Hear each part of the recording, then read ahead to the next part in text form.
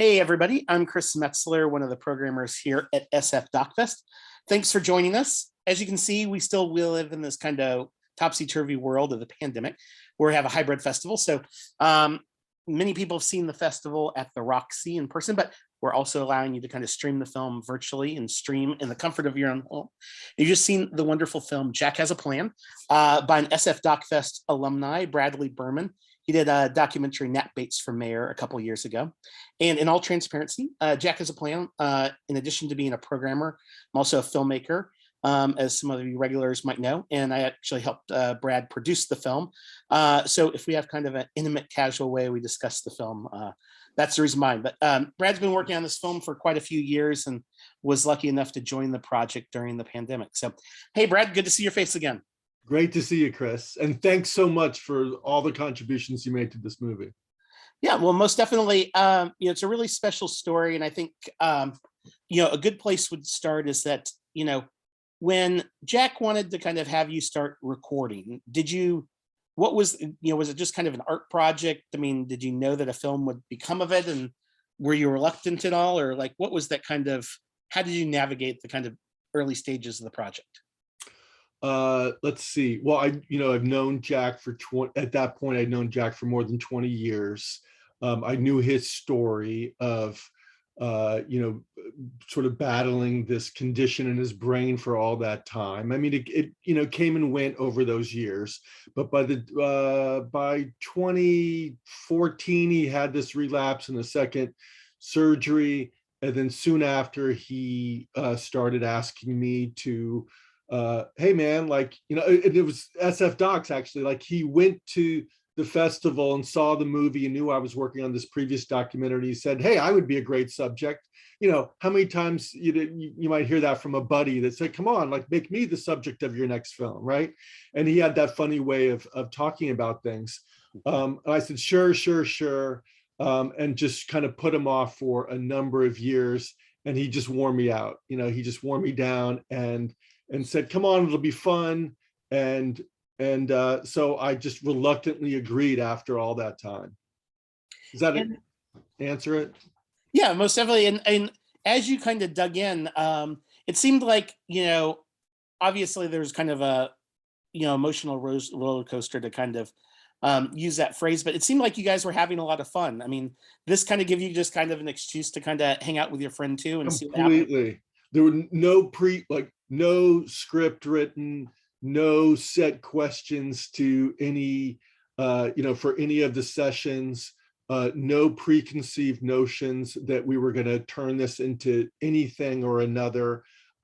Just a matter of spontaneity, he always he's big, as the music indicates or reveals in the movie, he loved jazz and he used to always talk about the jazz life. I want to live the jazz life. He sort of, in his mind thought of himself as maybe some early jazz player. And actually his grandfather did play jazz banjo in San Francisco in the 1920s, believe it or not. There's a great photo that didn't make it to the film, but so he has this history. And so he wanted something improvisational. He loved, it's a doc fest. So, he was an astute dude and knew the work of the Maysles brothers, for example, and just wanted just to shoot off the cuff and just see what happens. So that was our method. Is he would say, come on, I'm moving into our new place, bring your camera. And I would turn the camera on. We had no idea what we were going to talk about. As you've probably saw through some of the footage to this project, there was a lot of nonsense, just like two guys, just inside jokes, riffing for some period of time and probably being annoying to anybody else. But it kind of creates a feeling that made it, I think, hopefully to the film, that is not as evident in certain movies where there's a more formal interview process.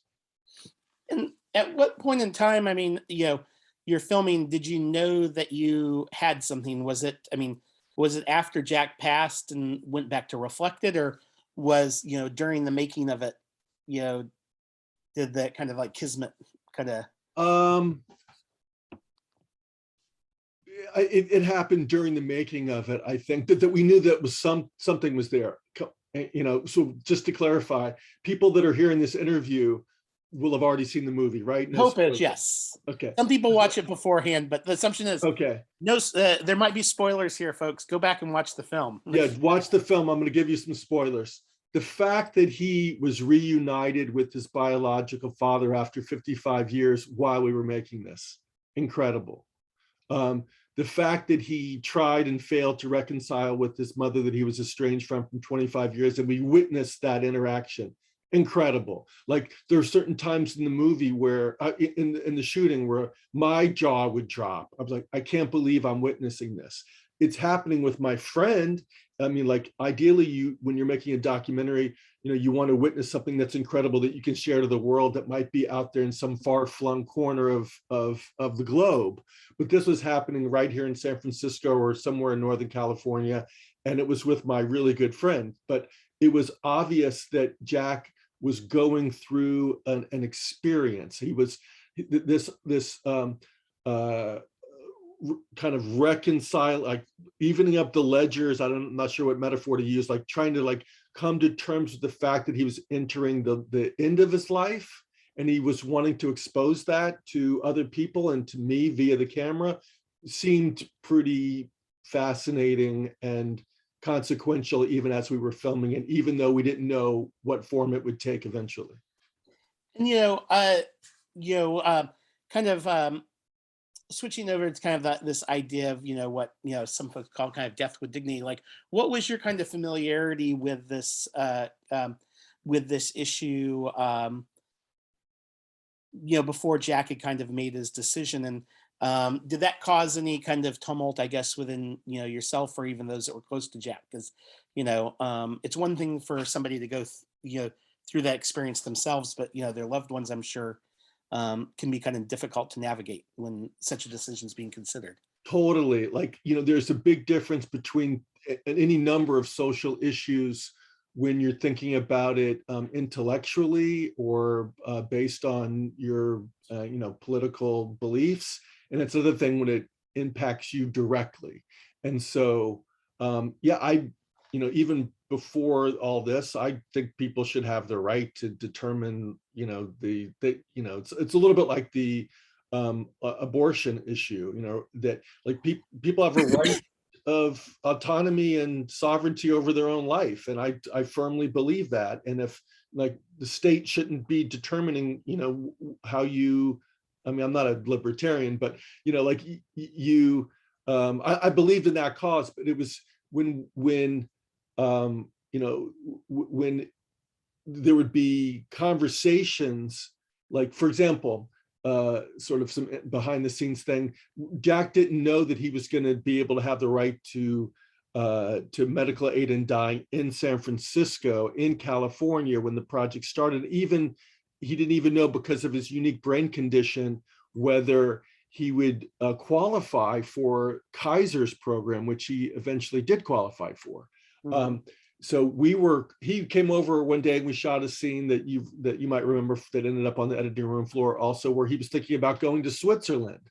And at the end of the conversation, in very typical Jack fashion, he said, "Thank you so much. I really look forward to coming to see you in Switzerland and taking care of this."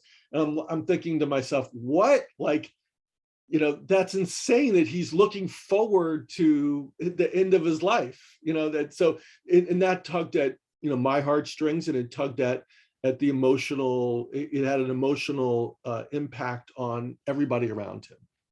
Was there something, I think, that in making this film changed your guys' relationship or friendship? And I say this in two ways. One is obviously you're spending time with him in different ways. So did you begin to understand his medical condition in a different way than you had before?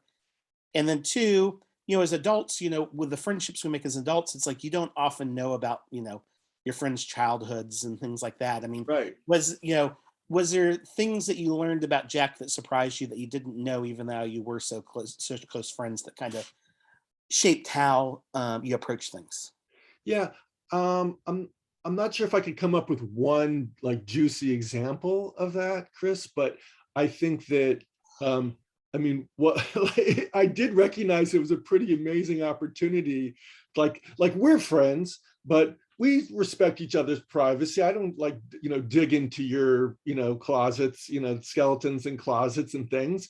And you do the same for me, and that's what friends do. But like Jack just threw the door open, right? And so like that was that was pretty extraordinary, that he would answer anything about anything.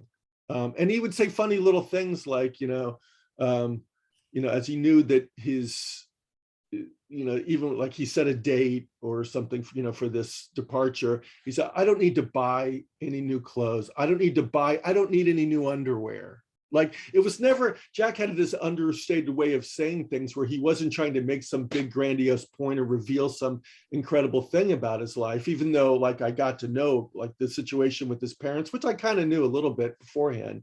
It was more just the candor and the openness. And the other part of it was, I think this relates to your question, is that you could see that over the years that we were shooting this, that he just wasn't quite as fast on the uptake and the joke. I mean, he could joke up till the very end, but he just, the fun aspect of interacting with him, which we tried to capture on tape, on film, it became less fun over the years, especially when he just wouldn't understand what I was asking him, or just couldn't quite put all the pieces together. And now that the film's kind of done and you're getting a chance, I know you've had a chance to screen the film elsewhere, and now you're kind of bringing it back to Jack's adopted hometown of San Francisco. What were, a lot of folks haven't seen the film yet, but like, did other folks in his family or friendship circle, did they kind of support kind of the making of the film, or is it one of those things where they're just like, well, it's important to Jack, so we'll kind of go along for the ride? I think it's the latter. I think, people love the guy. What can I say? Like, I mean, he just had that kind of personality. And so I think that they really appreciated that it was recorded, that they can sort of still, that they recognize that if he's going to go, at least we can have some kind of record of how he was, like a whole story, try to kind of get into the guy's mindset and laugh with him about the things that he laughed about, and just his funny expressions and things like that. So they supported that. Like, an early title of the film was A Few Minutes with Jack, right? And which we didn't stick with, but that's all people really wanted. I mean, we're all so busy in our lives, right? So busy that we can't even take enough time to stop and be with our really close friend, even when we know that time is limited. All of our time is limited, but we're all so crazy busy that we won't even like cross the bridge to go visit somebody because it's too far, we're too busy, and we're taking care of our stuff. So to answer your question, I think people did recognize that that it was a worthwhile endeavor to capture this before he took off. One little qualm I have, I'm glad I'm getting a chance to talk about this, is that like, this was my relationship with them, right? There's no way that it could be everybody's relationship with him. So that was a little concern of mine. Is like I talk about him as my best friend. He was so many people's best friends. He would, like in the last year, he would always ask about the project we were editing and stuff. We weren't editing it, that we were just sort of compiling footage. But he would always just ask about me and my well-being and how the project was going, and how my other work was going. And even though he was going through this intense period, he was always asking about my well-being. I thought I was the only guy he was doing that to. And it turned out he was calling, like, he must have had a Rolodex, that's an old term, contact list in his phone, like just going through and connecting with everybody. It's something about the fact that he was on disability, and he, like his terrible condition that he faced gave him the time, because he wasn't working, to connect with so many people. Well, and I think that might be a kind of a good way of, as we leave things off, is that, you've told a really great story here, and in addition to that, I think shared, um, a good part of Jack with the world. But like, you know, what do you think Jack would want us to do now? When we leave the theater or turn off the film, it's like, how would he want us to seize life? He would want us to follow his edict, which is like the very, very first time we shot, he started humming and singing Bobby McFerrin's "Don't Worry, Be Happy." Right? That was just what he wanted. He made a decision for himself, despite what his life story and his medical condition, to choose gratitude and happiness. It sounds a little new agey, but like it rang true for him. And I think, speaking for myself, like it's too easy to get jaded and think, oh, that's some Pollyanna stuff, when it's really important. Like no matter what condition you face, no matter what challenge you face in your life, you can choose to see that in some kind of instructive, positive life, and see the importance is to have gratitude and to connect with the people you love. And that's what I think what he would want us to do. I think this is very beautiful, and I wouldn't be surprised that Jack's attitude on life was the thing that kept him around for 25 years when he was first given 6 months to live. And I think that's a kind of a testament to the way he lived his life. Thanks again for making the film, Bradley, and look forward to seeing you at the Roxy. Thank you, Chris. Thanks so much for all your support during this whole project and culminating, at least at this point, and the showing at the Roxy. It's great to be back. Cool, folks. And if you want to talk about the film after you screen it, mention Jack Has a Plan. It's on Facebook, Twitter under Bradley Berman, and also Instagram, Jack Has a Plan. So thanks for seeing the film, and go live life.